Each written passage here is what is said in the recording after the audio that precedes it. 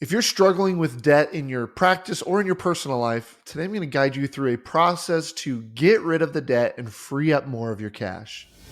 My name is Craig, and I'm the CEO of Daisy Financial Coaching. Our goal is simple: to help you run a therapy practice that is permanently profitable. If you own a solo or group practice, we're here to help you build a business that creates more time, makes more money, and serves more people. This is the Therapy Business Podcast. Welcome back, practice owners, and today we're going to be digging into a topic that can cause some anxiety and stress because it's something that we have all probably dealt with at one point or another. And truthfully, we know that 78% of Americans are struggling with debt right now. And so if that is you, if that resonates, the first thing I want to say is you're definitely not alone in this. You are part of the common practice owner. The common thing is to have debt, to start a business and to start accruing debt. Now, what we want to do is we want to realize that this is a problem potentially and start to address how can we get out of that. Debt in our practice can really create an emotional toll. There is a lot of shame involved with debt. We can have fear that we're not going to be able to pay our bills, that we're not going to be able to pay our clinicians. It can create this heavy weight of stress or overwhelm as we're trying to pay things and we look down and there's not enough money in the account. So we then go have to charge it or take out a loan or pull it from our line of credit or whatever it is. And this cycle just feels like something that we can't get out of. It's almost like those whirlpools in the ocean, and that you're trying to swim out of it, but the harder you swim, the deeper it starts going in. And at one point, it's just almost like you feel like giving up. We don't want that to be what's happening to you with debt. And so today I'm going to guide you through a process of how you can systematically begin to chip away at this debt. Now, first of all, we want to look at debt as in itself is not necessarily inherently good or bad, right? There is such thing as good debt. So, a great example of that is your mortgage for your house. Most people don't have the money to go out and pay cash for a home. So we need to borrow in order to become a homeowner. Now, being a homeowner is great for your future. It's great for your nest egg. It's great for a lot of financial reasons. And so in order to get there, typically you're going to need to borrow money.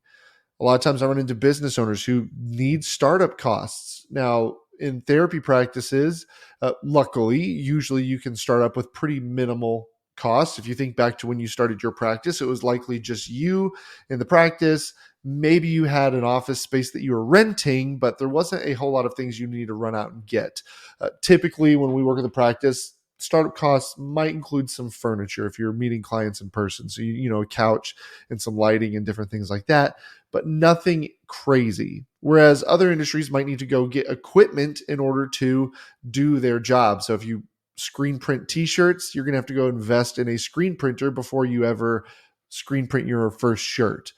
So upfront costs could possibly be a reason to take out debt, and it could be a good reason because, again, you're going to invest in that screen printer and it's going to in turn turn into revenue for your business. There's a key distinction when it comes to debt, and that the key is we want to be proactive. Those examples of good debt were instances where you're being proactive about it. You're going into it with eyes wide open. You've crunched the numbers and you are making a calculated decision to take out a mortgage so you can become that homeowner. Where the problem happens is when we are reactive with debt. Did we take out this debt with a purpose or a plan to pay it down? Or did we take out this debt because it was a reaction to a low bank account? Or it was a reaction to fear or anxiety or stress or feeling like we're not going to be able to make payroll next week? Think to those debts, because the debts that we're reactive on are the ones that are the biggest problem. Those are the ones that are carrying that shame along with it. Not too long ago, and as the money guy, this is really hard for me to admit, but I fell into that reactive debt cycle last year. I've been coaching people on finances for 8 years now. And to have to admit that I was part of that reactive debt cycle is hard for me to say. But what had happened was the business was going and we started hiring these coaches under us, much like you hiring clinicians to work under you. And we were in this phase of growth and investing in these new employees. And my client load started to drop intentionally. And we started building up these coaches client base. And there was just this period of growing pains, we'll call it. And so I'm running the credit card, and I remember really well there was this week where I went to go pay down the card, and the amount in my bank account was less than the balance that was on the card.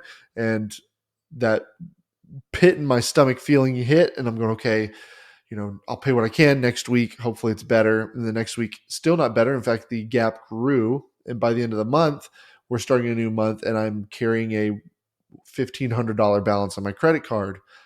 So I'm going, okay, I need to make sure I pay that down this month. But things are just continuing to happen. And even when I'm looking in my account and I see I have cash and savings, I could turn around and go pay that balance down today with the cash and savings. Fear was crippling me. I was afraid to take that cash, pay down the card, because then I'm going, well, what if I need that money? What if, I'm in this kind of cycle right now? I just need more revenue, kind of going through this cycle in my brain of how can I solve this? Well, long story short, 6 months or so later, I'm sitting there with an $8,000 balance on my credit card, and I'm embarrassed. I'm embarrassed about it because I'm on calls with my clients, helping them pay down debt. And we're talking about how it can really tie your hands. And yet here I am carrying an $8,000 balance on a credit card that just spiraled out of control. And I know you can probably relate to this as a therapy practice owner who's working with clients and giving them advice and listening to their problems and trying to guide them through problems that you might be dealing with in your own life that you don't feel like you have as much control on it. It's easier to maybe speak into their lives, but at the same time, maybe yours is crumbling in that area. Maybe you're helping people through marital counseling while your marriage is struggling. So that's exactly the weight I was carrying. Now, I'm happy to say I started to get proactive about it. And I use some of these exercises that I coach my clients through that I'm going to share with you today to help get me out of that hole. So here's how we work through that. There's 5 key steps in order to breaking this debt cycle for good and digging out of that debt hole. So the first thing is to have a money system set up. So in general, not just for debt, but for managing your cash, you have to have a cash system in your business. Now, in episode 2, we walked you through the system of profit first, the system that we use in our business, and the system that we teach all of our practice owners that we're working with. But in a sense, and in a nutshell, I recommend listening to that episode if you haven't. But basically, it's using bank accounts to manage your finances, having multiple bank accounts, each of them nicknamed with a specific purpose. We have an income account where all your deposits from Simple Practice or wherever you're accepting money get deposited into this income account, and it sits there and waits. And then you take the money from that income account and you divide it across these other core accounts. We have an account for owner's pay. That's for you, the business owner, to make sure that you're getting paid even when business is good or bad. We have an account for operating expenses. This is an account to pay your expenses, to pay your day-to-day bills. We have an account for taxes. We have an account for payroll or contractors. If you have a team of clinicians under you, we recommend having an account specifically for that. And then finally, we have an account for profit so that we can be intentionally profitable. We're going to set aside money into that profit account. So we need to have a money system. And the reason is we can't make progress without it. And it's going to cause us to be proactive instead of reactive. And that is the key. When we have a system, we have a plan. And when we have a plan, we can make educated decisions. We can be proactive, and we're not just reacting based on what's in our account. Once we have a money system in place, that moves us to step 2. And that's where we're going to list our debts. So go through your debts and list them out. We're going to list out the balances. So what's the current balance on each debt? What's the payment on each debt? What's your minimum monthly payment? And then what is your interest rate? So we want to know those 3 key elements, and go ahead and list them on a sheet. You can list them on a spreadsheet, piece of paper, whatever works for you. Now, I like to see the payments, your monthly minimum payments, for a couple reasons. And we'll get into how we might use this when we're paying down debt. But I also like to total up the total minimum payments you have across all of your debts. And I call this your magic number. So as you add up your personal loan minimum or the business loan minimum payments, your credit card minimum payments, fill in the blank, whatever loans, debts you have, what that total is, we call the magic number. And the reason is because this is the number you're going to reclaim when you get rid of all your debt. It's going to be like you signed 10 new clients when you recoup that money, when you pay off the debt and you free up that money. It's more money in your business to invest in growth, to invest in people, to invest in marketing, to invest in the things that are actually going to help the business and not anchor it down. Now that we have our numbers, so we have a system in place, we have our debts in front of us, we know exactly what each debt balance is, what the payment is, what the interest rate is. Now we can come up with a game plan to attack that debt. And the key here is, which debt do we attack first? There is power in focus. Where a lot of practice owners go wrong is they try and make extra payments on all the debts at the same time.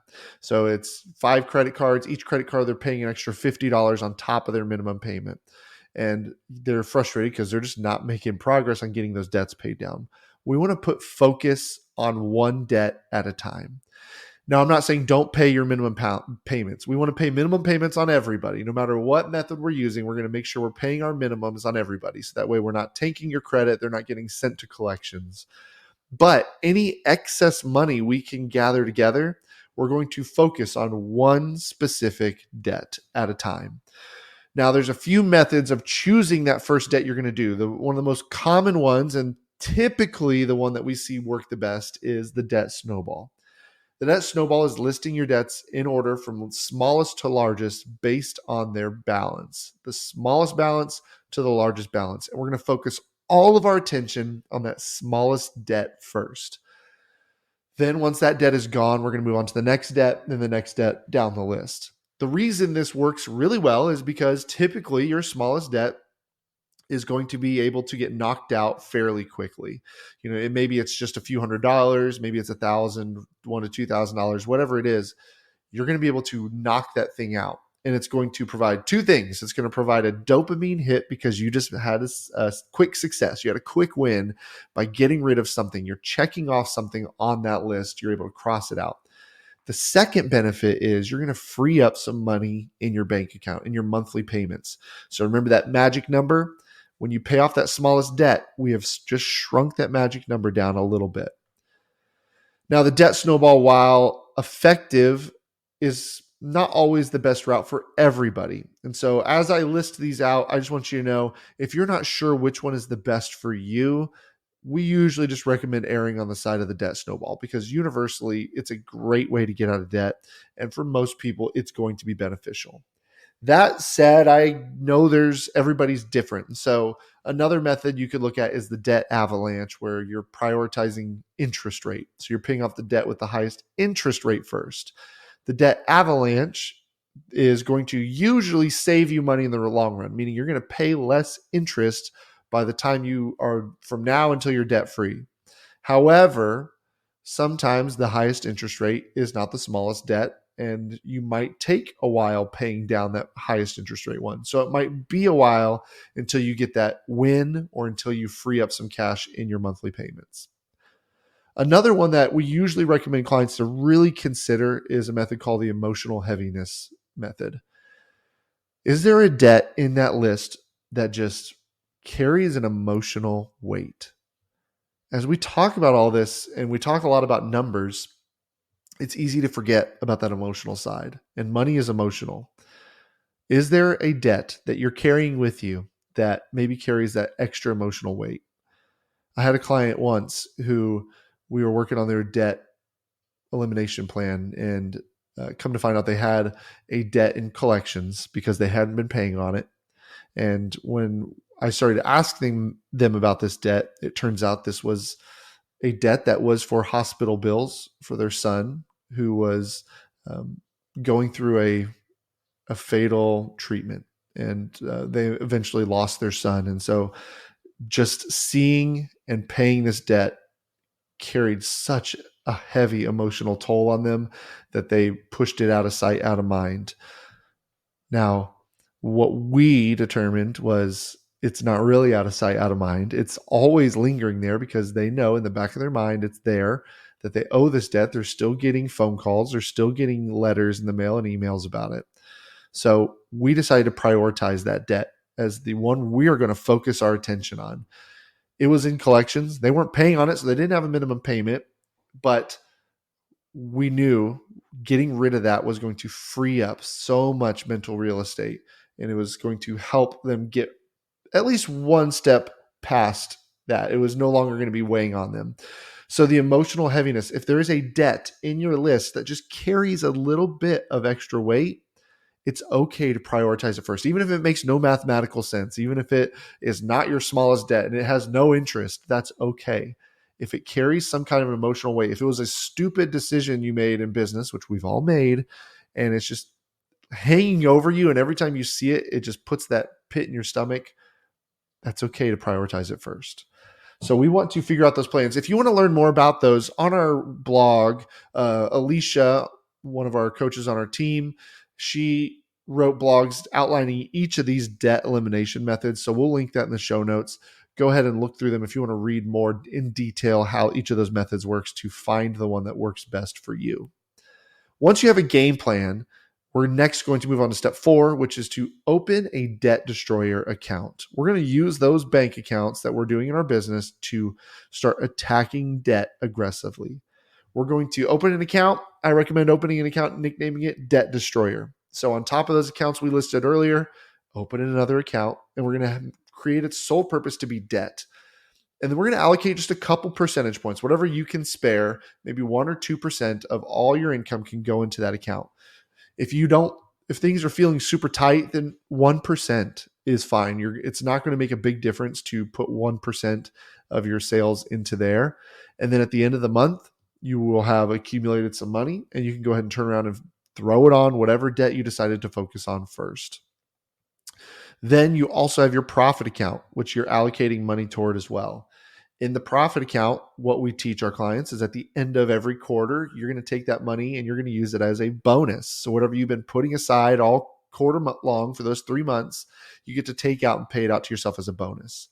However, if you're focusing on paying down debt, this is a great opportunity to use that money to pay down some debt. Now, some clients opt to take out if they're focusing on debt, they might pull their profit out monthly to just help catch some steam and help move the process along. But just know, opening a debt destroyer account and using your profit account is a great way to catch up and get some speed and get some extra cash to throw on this debt. All right, finally, step 5 is to stop accruing new debt. There is nothing more frustrating when you're trying to get out of debt than that 2 steps forward, 1 step back feeling. That idea that you are putting all this energy and effort into paying down the debts you have, and then you have to go and pull from your line of credit because payroll is due, or you have to pay an invoice, you don't have the cash, so you go charge it to a credit card. So we want to prioritize not accruing any more debt. And if that means we have to slow down getting rid of debt first, that's okay. We want to make sure you're not accruing anything new. Then we can start focusing on attacking your debt. All this boils back to that game plan, having a proactive system to help you through this money. If you are struggling with debt, you are not alone. And there is hope. It's just 1 step at a time. Don't focus on the big picture, the big number glaring at you. Don't beat yourself up. You're not a failure for taking on debt. But there is a way out of it. And so just 1 step at a time, power and focus on that one small one, start making some progress there.